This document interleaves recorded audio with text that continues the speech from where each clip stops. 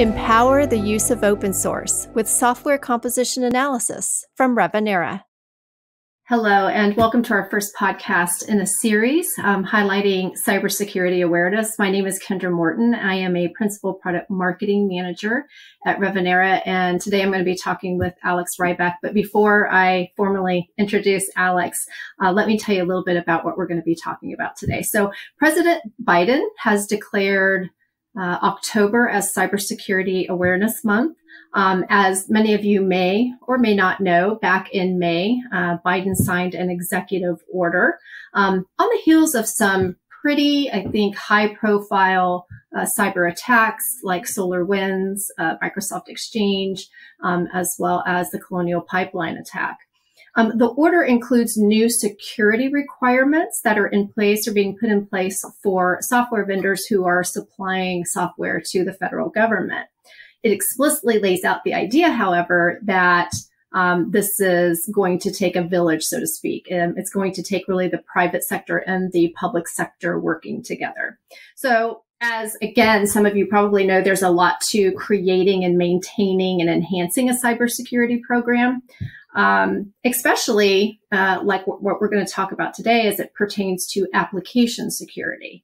It can be daunting, and that brings us to today in this first podcast titled Cybersecurity Awareness, Launch a Successful Security Program. And in this podcast, we want to really start helping you to lay the groundwork for putting in place a program that is, yes, certainly successful, but it also kind of puts in place the groundwork and some longevity to support your business as your business changes and grows.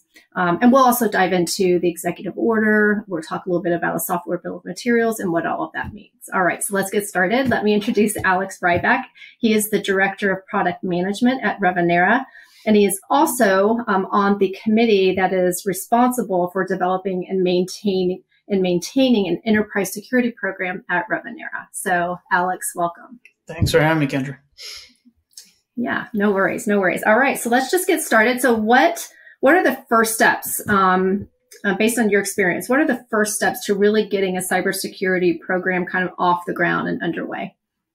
Yeah, so I mean, as you mentioned, it's certainly a daunting thing, but the most important, I guess, step to getting it off the ground is just having a methodology in mind. So the first point I would make is chances are you probably already have one. You just may not know of it, right? Typically, when most companies are formed, if you happen to have a chief security officer, if you have a CTO, chief technology officer, they already have set up policies for many different elements of a cybersecurity program.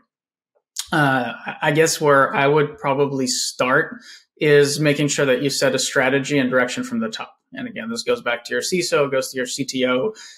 It's not something you want to do bottom up. You want to have a mandate, whether it's your investors or your CEO or whoever's, kind of forcing you to really pay attention to this. You want to make sure it's a corporate initiative. And again, in most cases, you already have one. Most people may not be aware of the details, but there's likely a foundational program in place. And a cybersecurity program, it really talks about mostly processes, right? Having policies in place for various elements of it and having processes in place on, number one, how to get ahead of problems and what to do in case problems arise. So cybersecurity is a fairly huge topic. So I want to spend a second here and kind of define the scope of where we're going to spend our time. So there's really two big elements of cybersecurity. So the first one is the physical and network security, right? So these are things where, you control access to your building, who gets to go into the server room, who has access to log into laptops, multi-factor authentication, all of those things. That's out of scope of what we're really focusing on here. All right, there's going to be lots of policies around kind of keeping the bad guys out. And in this set of podcasts, we're really focused on application security, right? What can you do with your team to ensure that your products are as secure as possible and that you're not compromising your customers' data, right? So that's where we want to spend our time. Definitely want to define objectives and boundaries of the program. You don't want to boil the ocean. There's many, many different aspects of cybersecurity. You really need to focus on what you want to achieve. So create a top 10 list, work on the top 3 items. When you're done with number 1, number 2 becomes number 1, add an 11 to the list. Don't try to address 30 things at once because you're just not going to be able to do that. So when I look at an overall process, right, it's, a very basic one would be something like definition and planning, right? So understand your risks, understand the use models of your applications, understand how customers use your products, how they're deployed. Is it a cloud deployment? Is it an on-premise deployment? Depending on those different aspects, you're going to want to focus on different elements of security. Make sure that you have both proactive processes in mind. So scanning ahead of time, and we'll get into those, as well as, well, what do you do at the end of a release cycle to make sure nothing slipped through in between scans?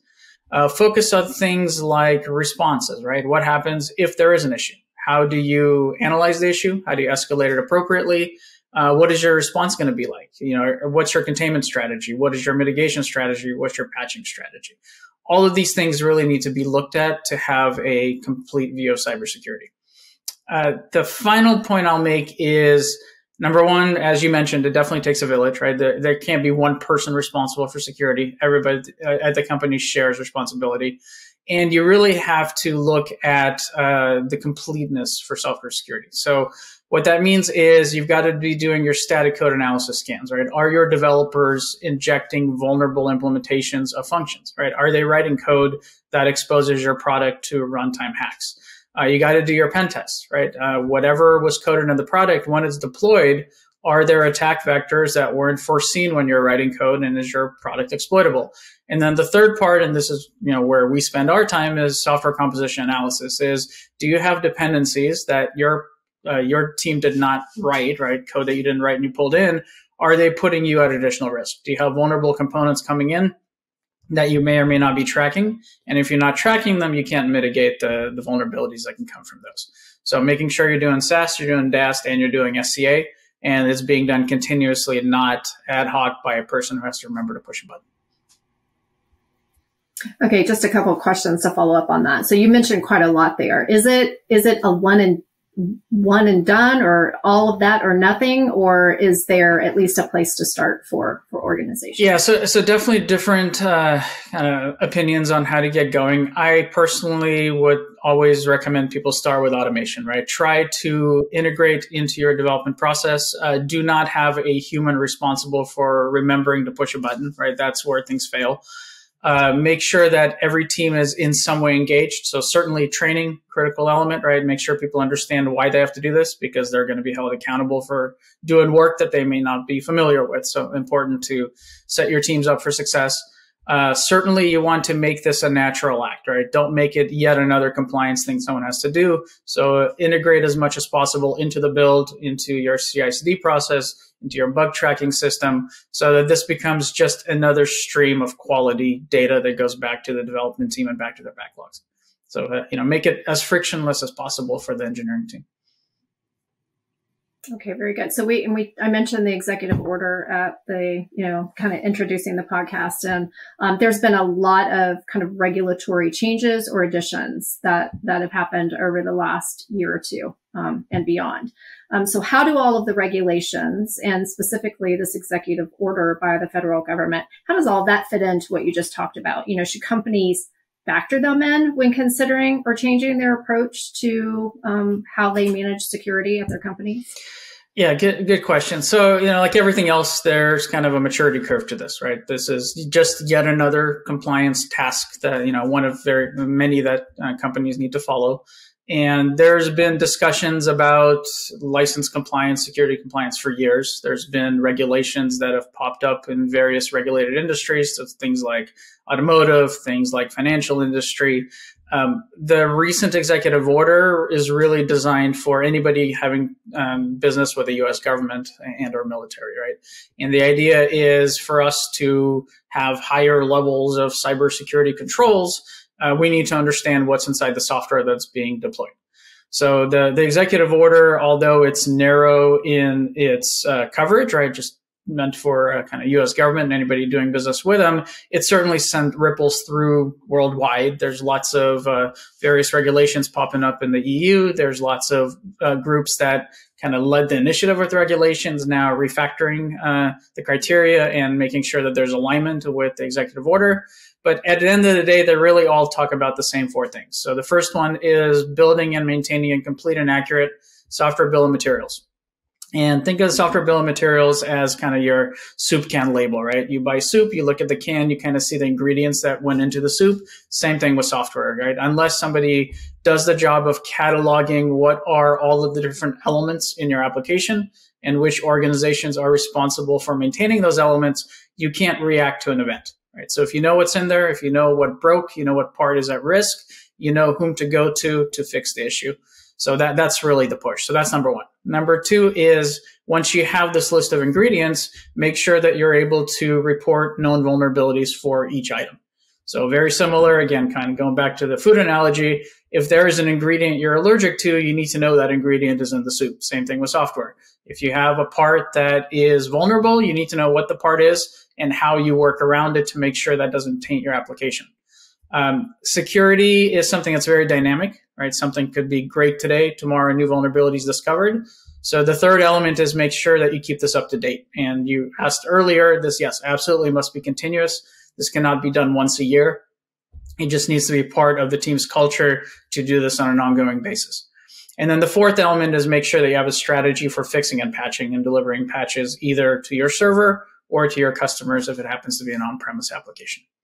So getting back to kind of the question is, yes, this absolutely matters. The bill of material is the critical element in all of this because if you don't know what's in your product, you can't take steps to control your risk. So putting together a complete and accurate bill of material is the most important task in the process. And some parts of it can be difficult. Some parts of it are fairly straightforward. But the most important part is accuracy and completeness and keeping it up to date. Because this cannot be static. It has to be something that's maintained continuously going forward. You and I have had discussions that there are industries that have been doing this, right, for like hardware, or when you talk about the airline industry, they've been, managing their supply chain.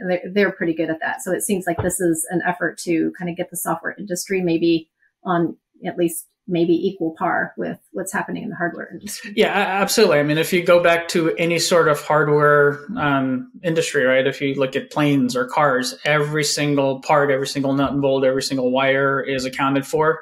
Every subassembly that is developed outside of the car manufacturer, the airplane manufacturer is accounted for. If there's an accident, if there's any sort of recall, you know exactly how to go back through the supply chain to go to the original manufacturer. Software is becoming just as important, right? Software has caused breaches, has caused ransomware attacks where it has the likelihood of impacting people's well-being, right? It can stall a car, it can crash a plane, it can bring down a regulated industry.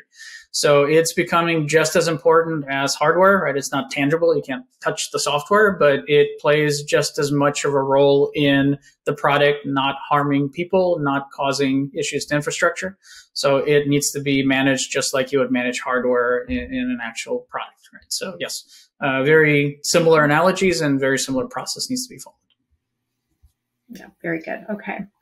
So you mentioned software bill of materials, talked a little bit about that. What are the challenges that companies may face in trying to build a complete and an accurate software bill of materials? And is there a right or a wrong way? So the wrong way is to not do it. So therefore, to me, there is no wrong way to go about it. There's more and less efficient ways to do it. But as long as you're doing something, even if it's as simple as interviewing developers and keeping a spreadsheet, that's better than doing nothing. There's certainly a ton of tools out there. So if all that you're doing is manually filling out the spreadsheet, there's certainly efficiency gains to be had by using software to do this. There's lots of applications out there. When I look at kind of the difficulty, there's really three things. Number one, the volume, right? The volume of open source continues to increase. We see over 90% of an application in cases being comprised of open source. We're seeing on average a couple thousand bill of material items in a modern application. So this is beyond the volume where a human can manually keep this up to date. So some sort of scanning tool or tools is really important to have in the process. Accuracy and completeness, right? That's the other challenge is, well, how do you get this accurate, right? Missing parts drops your overall accuracy, right? So completeness becomes really important. You need to, number one, get the packages down, right? So kind of the monolithic parts in an application, but it goes beyond that. Do you rely on CDNs, on content delivery networks, right? Do you have dynamic references to code that is not part of your application? Do you rely on external APIs that may not be documented, right? What if a system goes down, right? A couple of weeks ago, we saw Facebook go down. We kind of saw the ripple effect of that. Well, what if it happens to be a third-party piece of code that your application relies on and that goes down? Will you know that? Does that put your security at risk? So understanding all of your data points, all your dependencies, all of the pieces of code that are part of your application that you did not write yourself is critically important. And then data currency is the third challenge, right? This, as I said, this is not static. Things that are acceptable today may have a vulnerability that's discovered tomorrow. So having a continuous process, having this be done by the team, having ownership across the entire company, and everybody accountable for application security is really important. And it's really the way to get to this just being part of the culture of the development team. Yeah, there's a lot to unpack here. Obviously, we're not going to be able to get to all of it right in this first podcast, which is, why we've got a series coming. But is there, real quick, and I know that kind of goes back to the first question, so let's just jump back to that real quick. What is the first step companies should take right now? So I think first step is strategy, right? Why are you doing this? Are you doing this because your investors asked you to? Are you doing this because a customer has identified an issue and you didn't have the process to find it yourself? Are you doing it because you're kind of at the next round of evolution and you want to make your program more complete? So you really need to understand what's the driving force behind it. So I think strategy, number one. Number two, I think you need to have a cross-functional team or committee or a Tiger team involved, because you're going to need the engineering team to do work on the product differently than they're doing today. You're going to need the product management team to prioritize work that may not show up as a customer feature and may actually impact your roadmap. You're going to need, all the other stakeholders around QA and your release teams to be involved. So a cross-functional representation in some sort of cybersecurity committee or Tiger team is really important, because everybody's got a role to play. And then really making sure that people understand why you're doing this, right? Why you're being asked to do it and how their contribution is invaluable, because like you said, it does take a village. This cannot be done by a single person in an organization. I think we're going to be hearing a lot more about cybersecurity. Obviously, we're going to be hearing a lot more about probably new industry regulations and, how we secure our software supply chain. So great discussion, Alex. Thank you so absolutely. much. Thank you. Yeah, good. So for those of you who are tuning in, this is, like I said at the beginning, this is the first in a 3-part series that we're going to be talking about cybersecurity awareness. Alex and I have another podcast coming up in the very, very near future, Cybersecurity Awareness, taking care of your applications with software composition analysis. We'll talk about the benefits of implementing an SCA solution and how to operationalize it for maximum benefits. Look for that coming very soon. And if you want to know more about the executive order, software bill of materials, or SCA, please check out our website. You can go to www.revenera.com/software composition analysis. So thank you for joining us. Thank you, Alex. And we look forward to talking with you again soon. Empower the use of open source with software composition analysis from Revenera.